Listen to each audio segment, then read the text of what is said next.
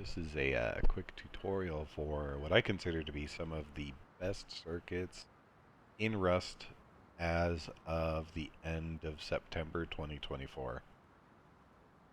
All subject to change, of course. So this first one is amazing.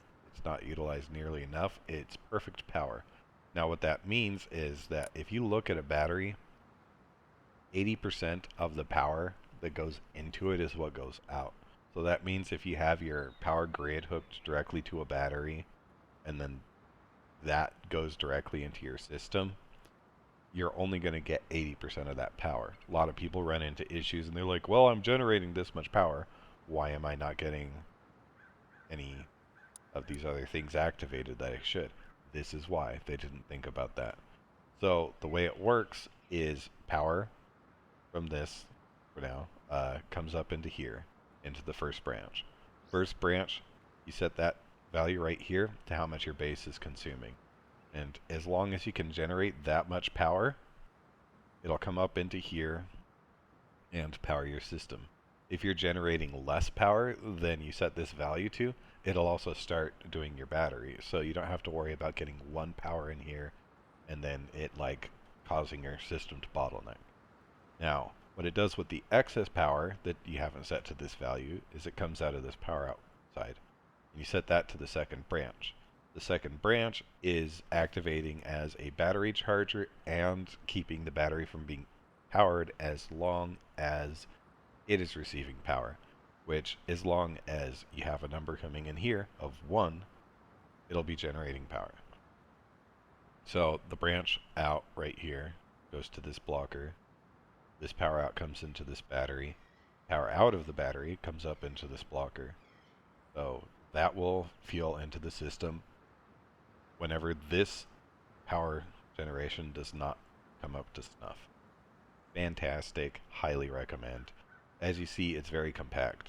So all of this right here, this is just a branch for all of the circuits I'm about to show. This right here, I love this thing. It's one of the best additions to the game in a long time. This is a basic seismic sensor setup. I haven't really come up with something that's more simple. Ignore this right here. This is just if you wanted to do activating a turret that I used to have, but I realized that I could demonstrate the same thing with just the door sensor that's behind me. So what happens is all of this is receiving power, and if there's an explosion, the seismic sensor will trigger set on the memory cell, which set will activate all of this stuff. And you can press this button right here for reset. As you see, everything just powered down because it was set at the moment. And you get your power out. Generally, you want to do like a different source than like this circumstance. You don't want to be like set up to the main power for things. So I have this coming to the door controller over here. I highly recommend that you put all of your door controllers outside of whatever like circuit system you're doing.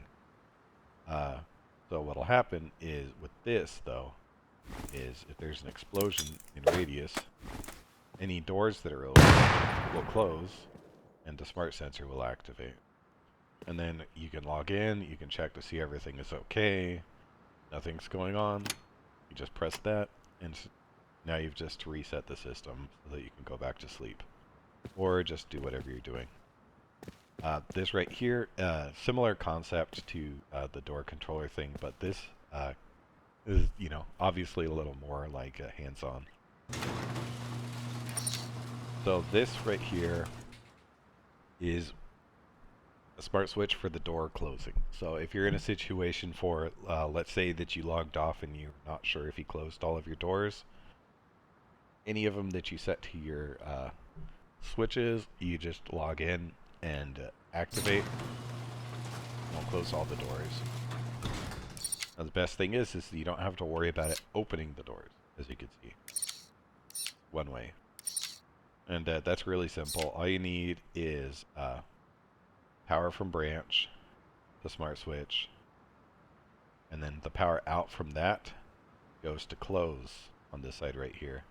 But you don't want to do this thing right here that I did. I just did that for the sakes of ease. just had this power out coming over to here. Like I said, attach it to that system over there. If there is any interest in like an audio explanation for how to set up some of these circuits so that you can stay tabbed into the game and listen for how to set them up, just leave a comment and I will consider it.